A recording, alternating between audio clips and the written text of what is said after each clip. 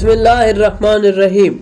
کیا تمام انسان واقعی حضرت آدم علیہ السلام کی اولاد ہیں، یا پھر ان میں کچھ ایسے بھی انسان ہیں جن کے آباء و اجداد جنات تھے؟ کیا یہ ممکن ہے کہ انسانوں کی نسل میں کسی اور مخلوق کا اثر شامل ہو؟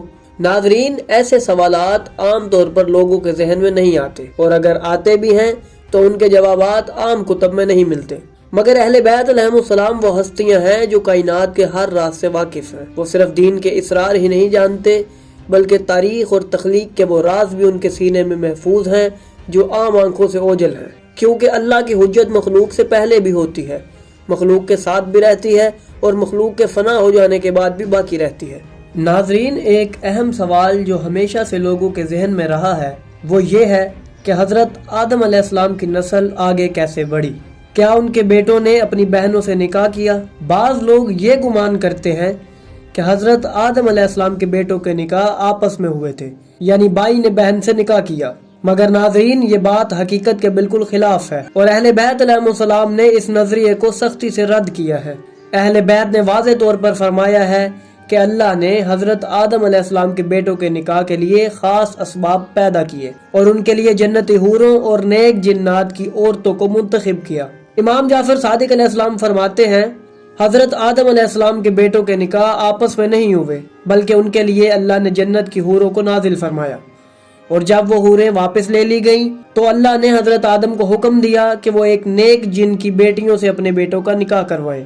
حضرت آدم علیہ السلام کے بیٹے ہبت اللہ جوان ہوئے تو حضرت آدم نے اللہ سے ان کے نکاح کے لیے دعا کی۔ اللہ نے ان کے لیے ایک حور کو نازل فرمایا جس سے ان کے ہاں 4 بیٹے پیدا ہوئے۔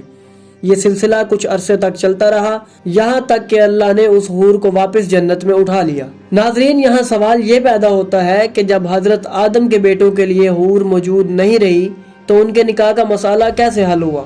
اہل بیت کی روایت کے مطابق اللہ نے حضرت آدم کو حکم دیا کہ وہ ایک نیک جن کے پاس جائیں اور اس کی 4 بیٹیوں کے رشتے مانگیں، اور اس نے اپنی 4 بیٹیوں کا نکاح ہبت اللہ کے بیٹوں سے کر دیا۔ اب یہاں ایک انتہائی حیران کن نقطہ سامنے آتا ہے، اگر انسانوں کی نسل میں جنات کی نسل شامل ہو گئی تو اس کا اثر کہاں گیا؟ امام ابو جعفر علیہ السلام فرماتے ہیں، جو بھی حلم اور اچھے اخلاق کے حامل ہیں وہ حضرت آدم اور جنتی حوروں کی نسل سے ہیں، اور جو تیزی، سختی یا بد اخلاقی رکھتے ہیں وہ جنات کی نسل سے ہیں۔ یہاں پر ایک اور روایت ہمیں اس حقیقت کی مزید وضاحت کرتی ہے۔ امام جعفر صادق علیہ السلام فرماتے ہیں کہ حضرت آدم کے 4 بیٹوں کے لیے شروع میں 4 حوریں نازل کی گئی، مگر بعد میں وہ واپس اٹھا لی گئی، اور تب ان 4 بیٹوں کے نکاح جنات کی عورتوں سے ہوئے۔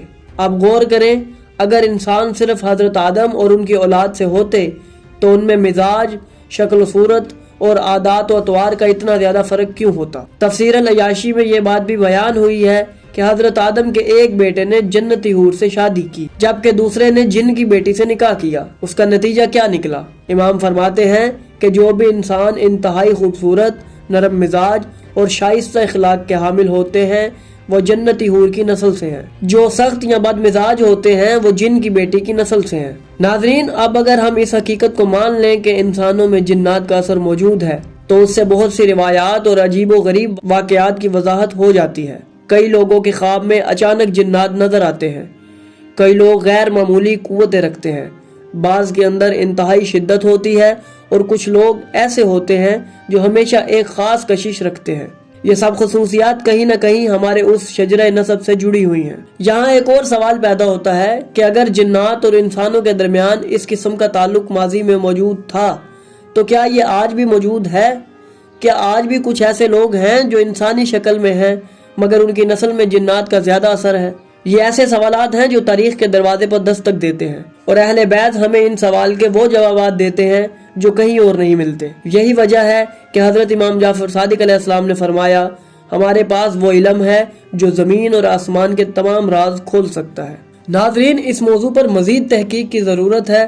ہمیں یہ جاننا ہوگا کہ جو کچھ اہل بیت نے ہمیں بتایا وہ کس طرح جدید سائنسی تحقیقات سے جڑ سکتا ہے۔ کیا آج کے ماہرین اس بات کو مان سکتے ہیں کہ انسانی نسل میں جنات کے اثر ہو سکتے ہیں؟ کیا یہ وہی وجہ تو نہیں جس کے بنا پر بعض افراد میں مخصوص روحانی طاقتیں زیادہ پائی جاتی ہیں؟ یہ سب وہ سوالات ہیں جو ہمیں مزید تحقیق پر مجبور کرتے ہیں۔ تو ناظرین، اگر آپ کو ہماری یہ کاوش پسند آئی تو ہماری ویڈیو کو لائک کریں، ہمارے چینل کو سبسکرائب کریں اور بیل آئیکن کو بھی دبا دیں تاکہ آپ کو ہماری آنے والی مزید ویڈیوز ملتی رہیں اور آپ علم سے مستفید ہوتے رہیں۔